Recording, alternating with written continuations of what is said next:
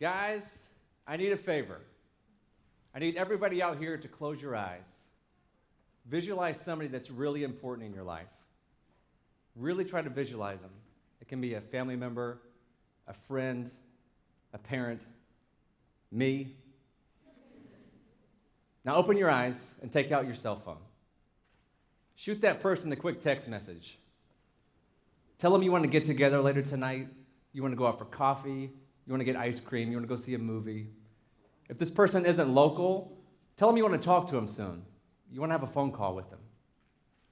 I'll give you about 10 seconds to do that. I love the glowing faces in the audience. Thank you for participating. Now, after you've done that, I'd like for you to take that cell phone and stick it underneath your left thigh. I know that sounds weird, just trust me. Guys, I'm a child of the internet. I want to take you back to 1996. I was 15 years old. I'll spare you the math. I'm 34 now. 1996, I was a 15-year-old kid, chubby, pimply-faced. Everybody in my school was talking about this amazing new thing called the internet, and my family didn't have it. Until one day, this little silver CD-ROM came in the mail, and I knew what it was. It was internet subscription service.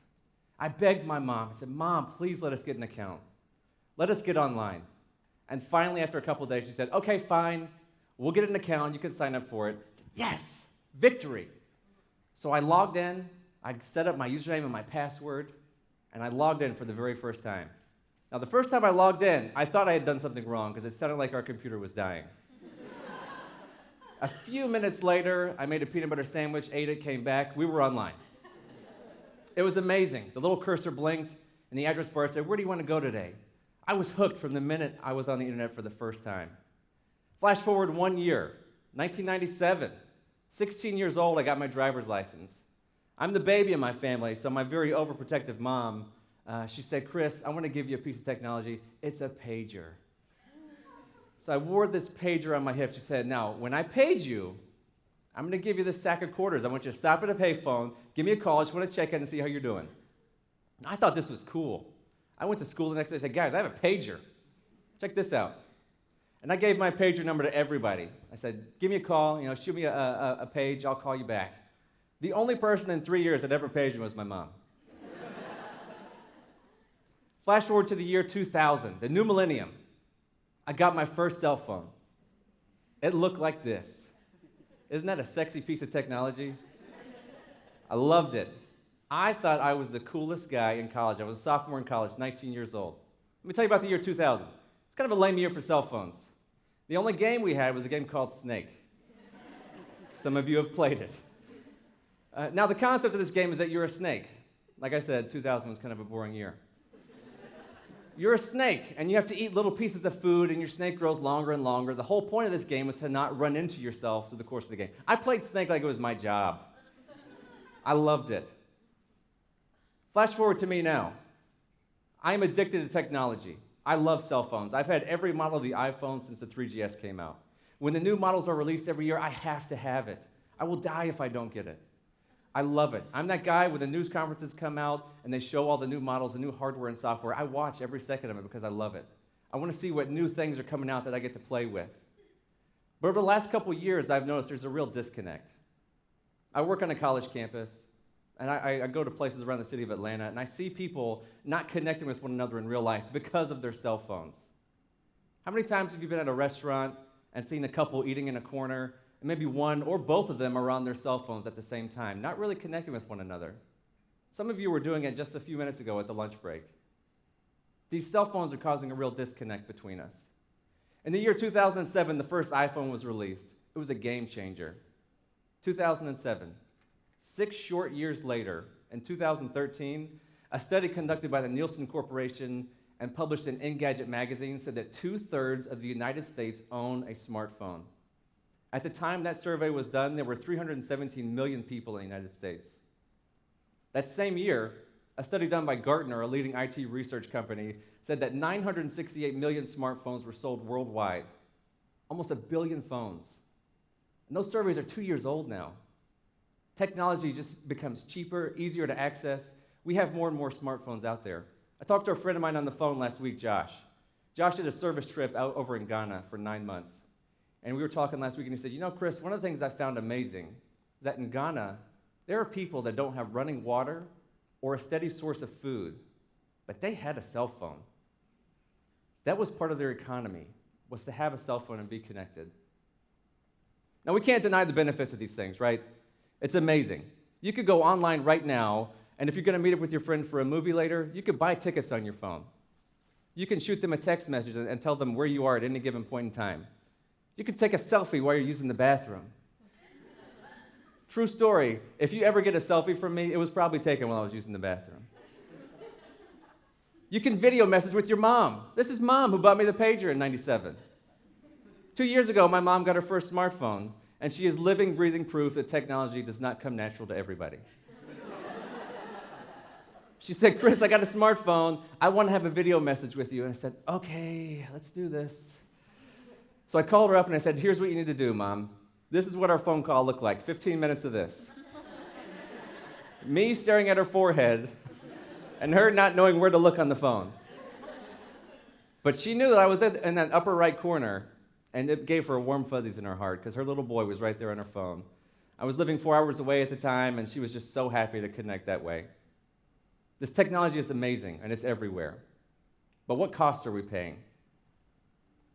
I want to introduce you to Ivan Pavlov. In the early 1900s, he was a Russian physiologist who did a lot of experiments. He had a laboratory that was filled with dogs. Every day, he would bring in a bowl of food for the dogs, and they would instinctively salivate. They would start drooling on the floor, just puddles everywhere. And he thought, I wonder if I can elicit this same response out of them without the food actually being present. So he started an experiment where he would bring in the food. He'd ring a little bell. Every day, bring in the food, ring a bell. Eventually, over time, the dogs associated the bell with the food. So eventually, Pavlov could ring the bell, and the dogs would start drooling and salivating. Very powerful stuff. Does that sound familiar to anybody?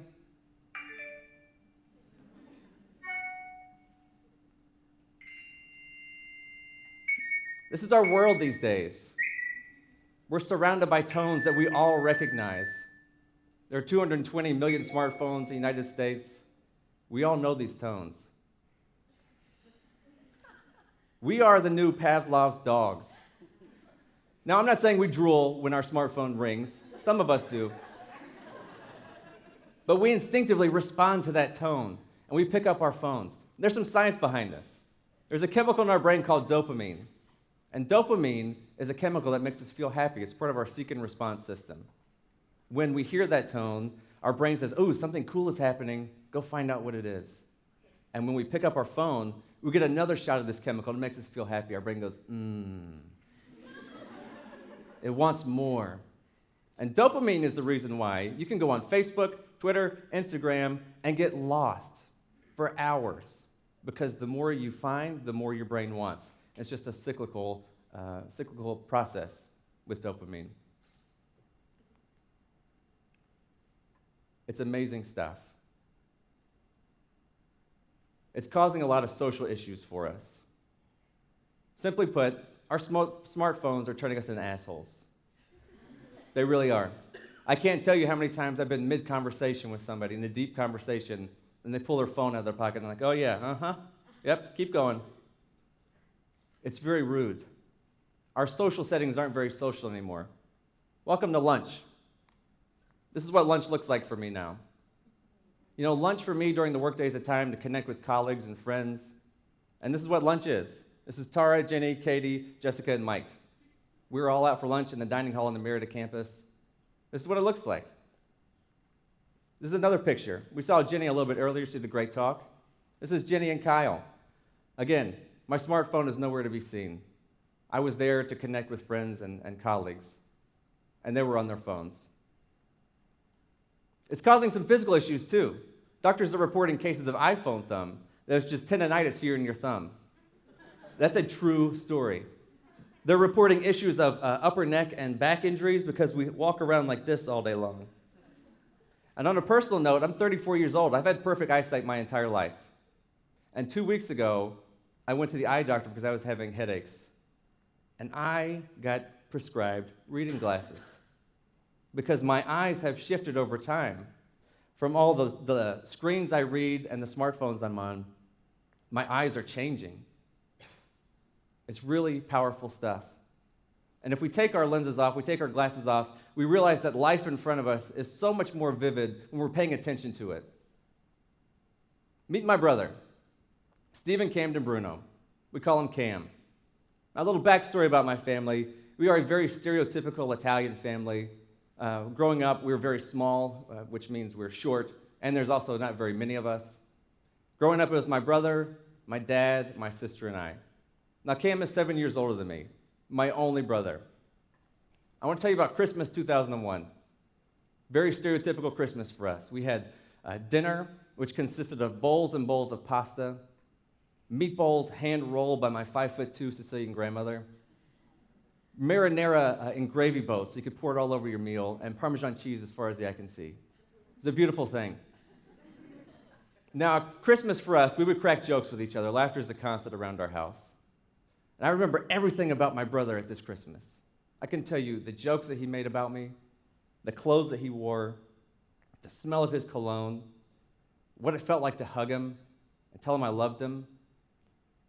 And I have such vivid memories of Christmas 2001 because it was the last day I saw him alive. 3 weeks later, he was gone. And it's been 13 years. I miss my brother every single day.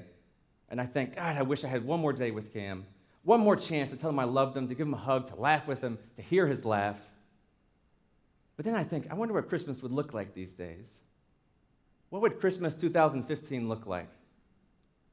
These are my nieces and nephews, 12, 9, 6, and 3. As you can see, Christmas time, a time when we're celebrating each other and giving each other's presents and love. They're on some sort of electronic device, whether it's a laptop, a tablet, a phone. I know myself well enough that if my brother was still here, I would be that person because I'm as addicted to my phone as anybody. Christmas wouldn't be the same. But there's hope, guys. The last 3 years, I've been on a journey that has changed my life. I started taking improv comedy classes 3 years ago. And the lessons I've learned there have absolutely changed how I am at work, at home, with my friends, with my family. I want you to meet my crew. This is Liz, Sarah, Madison, Simon, Ben, and Taylor. 2 of them are here today. They snuck in just a few minutes ago. This is my improv family. Improv is the most exhilarating and the most terrifying thing I've ever done in my life. Backstage, we get together, we huddle around each other. The announcer says, "Here they come, 5, 4, 3, 2, 1. We run out on stage. The lights go up, and there's our audience, who have paid money and want to be entertained by us. We have nothing scripted, nothing planned. We go out there with just each other. And the tools and the methods that we use to create something on stage are the exact tools you can use to be a better person.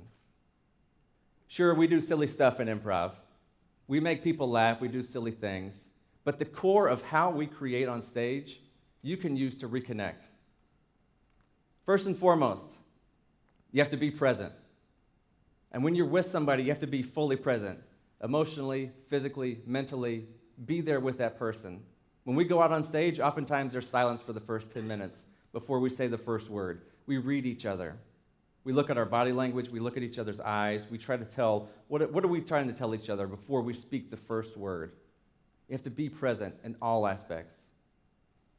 Then you have to listen. I know it's cliche, you gotta listen. But I mean listen without the intent to respond. A lot of times when we're in conversation, our wheels start turning. We start figuring out what it is that this other person is telling us, and we're formulating our response right there on the spot. That's not listening. You can't listen like that. You can't listen when you have a phone in your hand and you're not making eye contact with that person. Then you get to respond. After you've fully listened and understand what that other person is talking about, then you can respond honestly and openly in some sort of dialogue with that person. And you have to share. So in improv, nothing is scripted. We have nothing planned out ahead of time, but there is a lot of truth in comedy. What comes out on stage is oftentimes things that have happened to us through the course of the day, the weeks, the years. Our history comes out on stage. It's amazing stuff. It comes out subconsciously. We don't even realize when it's happening. But you have to share with one another. Share your story. Share your history. If you think about it, life is improvised. We wake up every day not knowing what's going to happen to us, not knowing how we're going to respond. We have to respond in the moment and live in the moment day to day. So where am I today? It's 2015. I've had a cell phone for 15 years. I've been on this journey for 3 years, and it has changed my life. Now, the only tone I have on my phone is an actual ringtone. I have no text message tone, no email, no Twitter, no Instagram. I turn all those off. I even go so far as to turn off the notifications on my screen so that if my phone is sitting out face up, my phone will not light up if I get a text message. I won't even know it. I want to control my phone. I don't want it to control me. So I get to decide when I look at my phone. When I'm in a meeting or if I'm in a one-on-one conversation with somebody, I take my phone, I turn it upside down where the screen is down so that whoever I'm with knows that at this point in time, I could care less what is happening on my phone. You are the most important thing to me right now. It makes a difference. Let's talk about that phone underneath your left eye. Has your friend responded? How are you feeling? Do you have anxiety not knowing what that person wrote back? How many of you cheated? I saw some glowing faces. It's okay. We're all works in progress. Did any of you feel at peace? You know, the disconnect is the problem, but it's also the solution. In order to solve the disconnect, we have to disconnect. And that's my challenge. As you exit this auditorium today, think about that. Think about disconnecting from your phone in order to reconnect with that person you texted at the start of this presentation. It's very simple. You guys can reconnect. Thank you very much.